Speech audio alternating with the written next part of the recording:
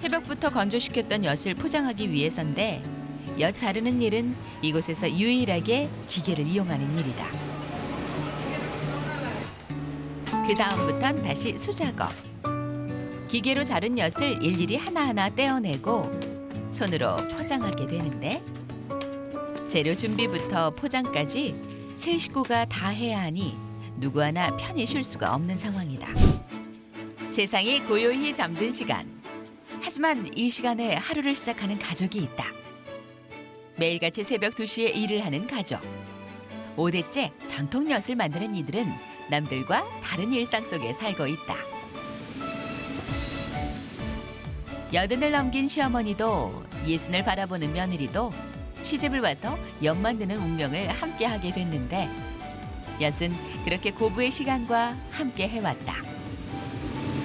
부어가지고 끓이면 한 3시간, 4시간 걸려. 보통은 한 3시간이면 되고 엿은 1시간 더 걸려야 돼. 그럼 그동안 계속 그렇게 저어줘야 되는 거예요? 누를까 봐. 4시간은 좋게 저어줘야 하니 시어머니와 며느리가 주걱을 주거니 받거니 하면서 저어주는데 일일이 사람 손이 가야 만들어지는 엿. 그중에서 엿맛을 좌우하는 일은 엿의 농도를 잡는 일이다. 조금 더 있어요. 엿이 거의 완성될 무렵엔 더 자주 저어줘야 하는데 힘들어서 내가 줄게. 시어머니와 며느리가 주거니 받거니 시집살이보다 힘든 것이 엿 만드는 일이었기에 그 흔한 고부 갈등을 넘어 고부의 정은 더욱 끈끈해졌다.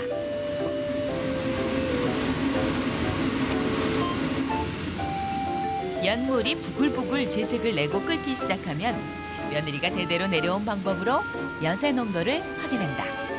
입으로 후 불어 풍선처럼 부풀어지면 드디어 엿이 다 고아진 것인데 다 고아지면 눌러붙지 않도록 재빨리 불을 끄고 널찍한 판에 부어서 엿을 굳힌다.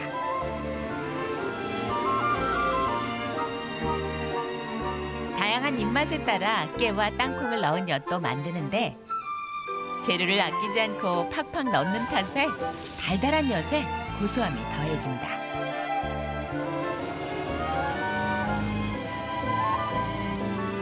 간식거리가 흔해진 요즘 엿을 찾는 이들이 별로 없을 것 같지만 이 엿을 먹어본 이들은 그 맛을 잊지 못해 끊임없이 이곳의 엿을 찾고 있단다. 그러다 보니 대를 이어서까지 엿 만드는 일을 하게 된 것인데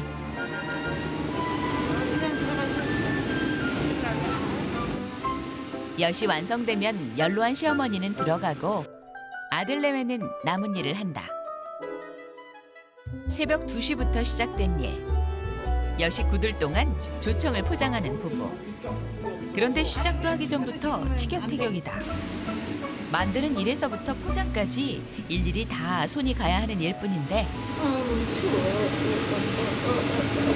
이 양반 내가 손실없다면 안 믿어. 안 믿는 게 아니라 나도 싫어. 병 이거 치고 와가지고. 당신은 돌아앉았잖아. 내가 바람막이 해서 보호해주잖아. 하지만 정작 힘든 건 추위보다 졸음. 이럴 땐 고생 많다는 살가운 말 한마디 해주면 좋으련만 그런 말 한 번이 없다. 나 얘기 안 해. 자꾸 남자들은 또 그래. 어우 신랑한테 사랑받겠어요. 아 많이 받고 있어요. 받긴 뭘 받아. 반응 없는 남편. 감각이 없어. 사람이 무감각이라 그래야 되나? 감정이 없는 건지. 좋아서 애기 떨고 얘기하는 감정이 거는 없어. 표현이 없는 거지. 감정도 없으니까 표현이 없는 거야. 표현이라고는 그냥 먹다가 먹을라 해도 없어. 그래서 내가 맨날 하는 말이 그 말이야. 사람은 말도 할 줄 알고 표현할 줄도 아는 게 말은 할 줄 알아. 사람인데 표현을 안 해서. 사람은 표현도 하고 말도 해야 되는 거야. 사람은. 사람이 아니라는 거예요, 그러면? 매일 반복되는 일상이지만 이렇게 옥신각신하는 재미에 일은 즐겁다.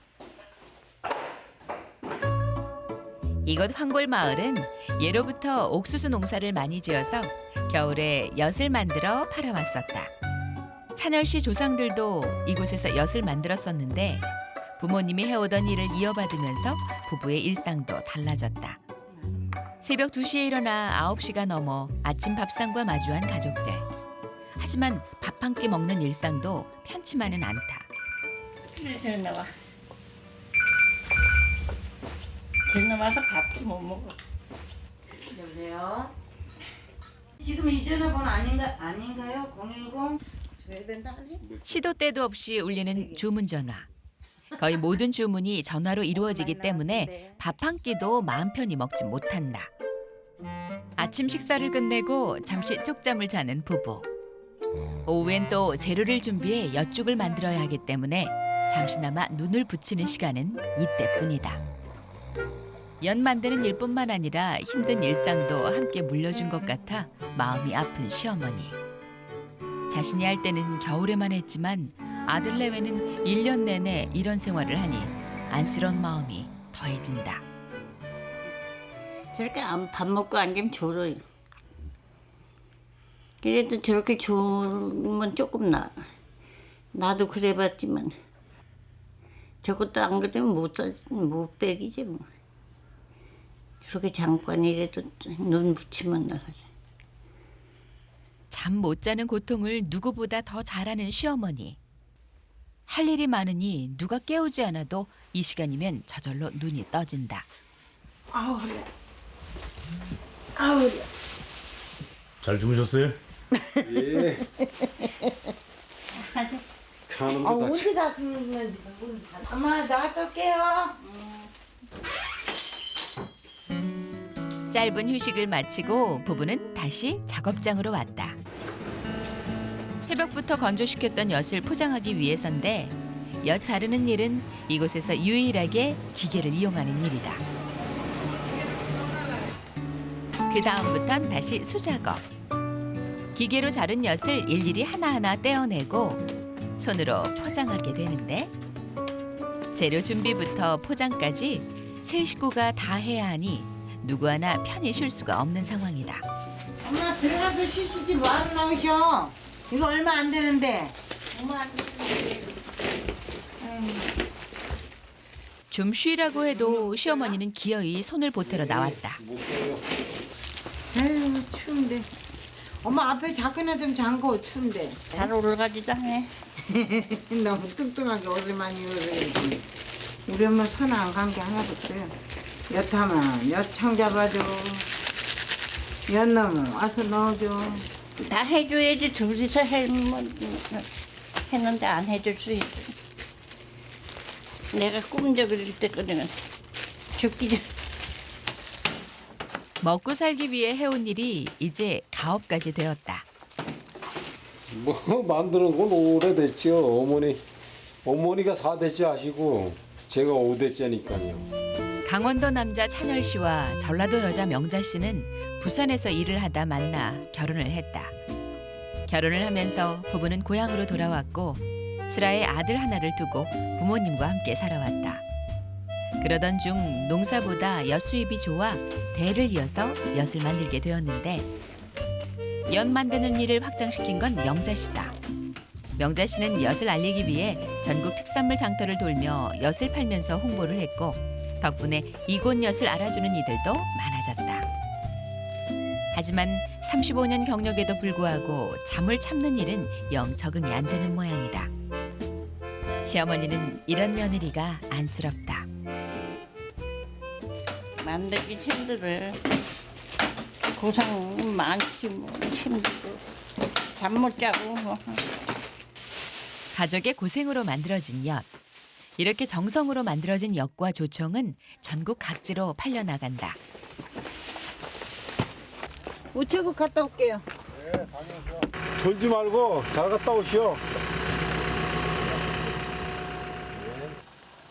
배달이나 밖의 일들은 아내가 맡았다. 대신 집에 남은 남편은 엿 만들기를 위한 재료를 준비하는 일을 하는데 외향적인 아내는 밖의 일을, 꼼꼼한 남편은 아내 일이 더 잘 맞는다. 여기 싹 내는 게 중요해요 이게. 아, 싹이 어디 있는 거예요? 여기 말라서 낄쭉낄쭉 하잖아요 여기 싹. 이곳 엿은 보리에 싹을 내어 단맛을 내는 엿기름과 쌀, 옥수수만으로 만든다. 이 세 가지 재료를 황금 비율로 섞으면 이곳만의 전통적인 엿맛이 나는데 대대로 내려온 맛을 지키는 예. 찬열 씨는 이 일이 번거롭지만 자신이 해야 할 일이라고 믿는다. 이거는 옥수수. 찬열 씨는 전통의 맛을 잇기 위해선 재료가 가장 중요하다고 생각한다. 쌀, 옥수수, 보리 이렇게 들어가지. 찬열 씨가 재료 준비에 한창인 그 시각 바로 이거 뭐. 아침 내내 아들 내외를 도왔던 시어머니가 약을 챙긴다. 이 일 무서운 줄 모르고 살았던 시어머니. 이젠 건강이 한 해 한 해 달라지는 걸 느낀다. 혈압이 높으니까 아프기야 뭐 만날 지근지근 아프지 뭐. 내가 물려줬으니까 미안하니까 아파 죽겠어도 가서 해 거들어주는 거는 미안해지. 안 물려줬으면 그렇게 힘 안 들 텐데. 번번한 가업이 아닌 고생만 하는 일을 물려줬단 생각에 틈만 나면 아들 내외를 돕는 시어머니. 고생 엄청 했어요. 우리 며느리 맨날 나가서 이거 팔러 가가지고 팔리지도 않는 거 추운데 벌벌 떨고 먹지도 못하고 그런 너무 힘들으니까 안타깝고 그냥 모두 해는 거 보니 불쌍하지 뭐. 만날 그런 거 해니까. 며느리의 고생은 사실 시어머니가 가장 잘 알고 있다. 배달까지 도맡다 보니 명자 씨는 웬만한 짐도 끄떡없다. 저 여기다 그냥 놔놓고 갈게요. 네네네. 그래 되겠죠? 네네네. 안녕하세요. 명자 씨는 늘 시간과 일에 쫓기며 살았다. 그러다 보니 몸은 항상 피곤한 상태. 무조건. 정차 신호인 빨간불이 되자 졸음이 더해지고 애써 잠을 깨려고 하지만 쉽지 않다. 가장 힘든 건 졸음과의 싸움이다. 아유, 그치 맨날 피곤하죠. 혼자 운전하고 가면 많이 졸지. 근데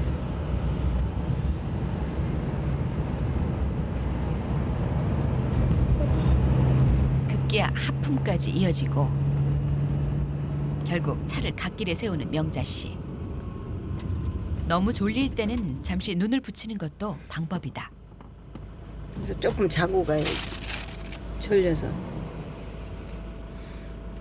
막 이렇게 잠이 올 때는 이런 데서 한 5분만 이렇게 눈 감고 있다 가면은 괜찮아요.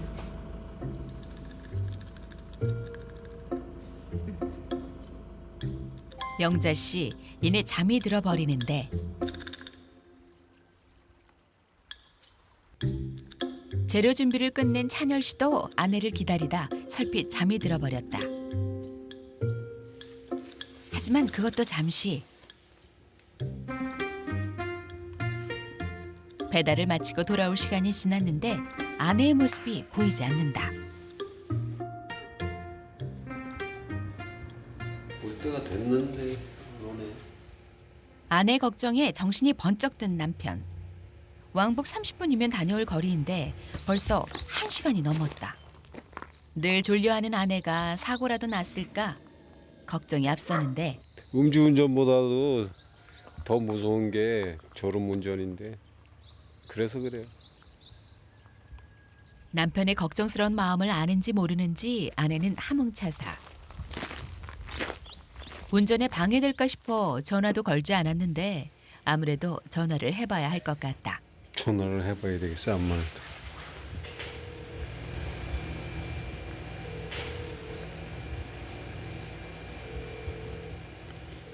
이거 안 받네 전화를.